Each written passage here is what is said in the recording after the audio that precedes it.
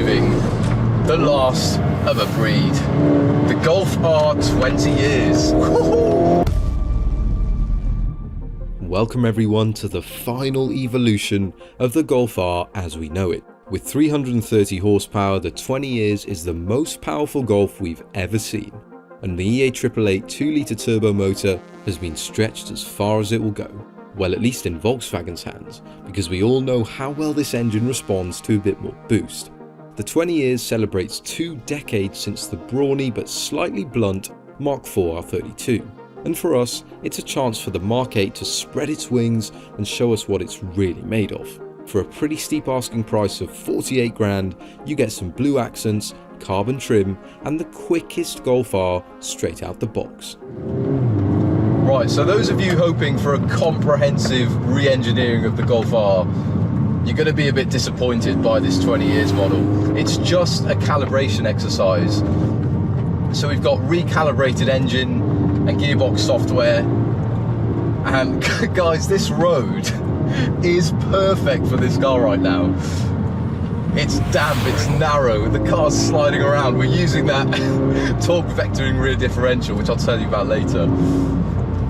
But anyway, we've got a bit more power. We've got 12 horsepower more than the standard Golf Mk8, which isn't a lot, and to be honest, you do feel a bit more urgency than standard, but it's not groundbreaking. It's not a massively faster car. It's a 1/10 of a second quicker to 62. Man, it feels like I'm on a rally stage. But fundamentally, it's the same EA888 engine we know from the Golf R. It's been with us a while now, and it is a really good engine. 2-litre turbocharged motor, there's only so much you can do. But this one responds really well. It likes to rev. We've got an Akrapovic exhaust as well, and that really does sing. But the key change with the motor is what they're doing with the turbocharger. So under part throttle in the 20 years, the throttle valve stays open just a little bit, and it keeps boost pressure, which means that when you get back on the throttle, the response is right there. It's really snappy. And you do notice that. It's just those initial throttle inputs that are really sharp. And it means that when you're on a road like this and it's a bit slippery, you can adjust the car's line with real precision. It actually does make a bit of a difference.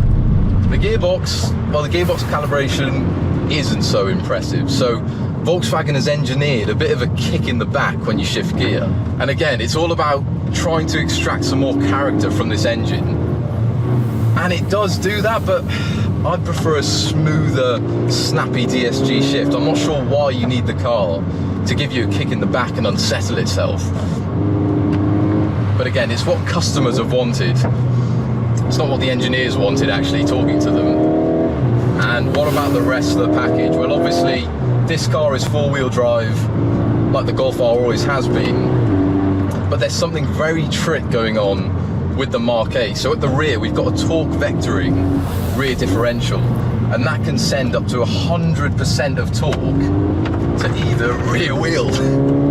And when you turn in, well, the torque to the inside rear wheel is backed off a bit, and that means that this car turns in really well. You need less steering lock than you might expect, because you've got that inside rear dragging you back and helping the car rotate on entry. And then when you power out of a corner, well, where you'd expect a four-wheel drive car to just start to push on a little bit, this car, it doesn't rotate massively.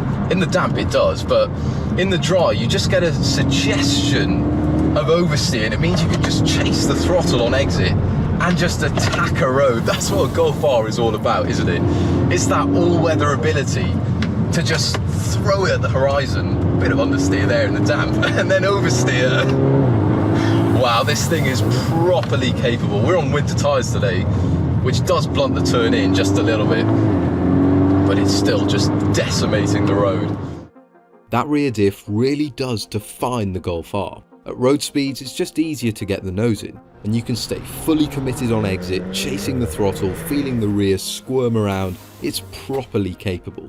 But this isn't a car that fizzes with information, and you're better off just sitting back and marveling at how it rips up a road underneath you. It is impressive. And as with the standard car, we've got a Nürburgring setting for the drive mode, which puts everything to 11 but slackens the dampers off just a little bit. And on bumpy roads like this, it really does work. The car breathes well, it's nicely damped, but you've still got decent control. But to be honest, I still don't think this has quite the composure of the Mk7 Golf R. The Mk7 just has this inherent compliance in the chassis that lets you manipulate the car, adjust the weight balance throughout a corner, that this just doesn't have. It feels a bit more straight-laced, a bit more wooden, more precise, more taut, and definitely more capable, but maybe not quite as entertaining. And it does feel like a heavy car. It's 1,500 kilograms. So when you really lean on it, you do feel the mass build on the outside tyres. It doesn't feel like a super lithe, lightweight hot hatch. But the biggest problem with the 20 years is the standard Golf R. It costs over 5 grand less and is pretty much just as quick across the ground. The Golf R has never been lacking in pace, and really the 20 years could have been a chance to unlock more tactility in that chassis. But as ever, there are very few cars that could live with one of these things, and the scary thing is that whatever comes next will be even more explosive.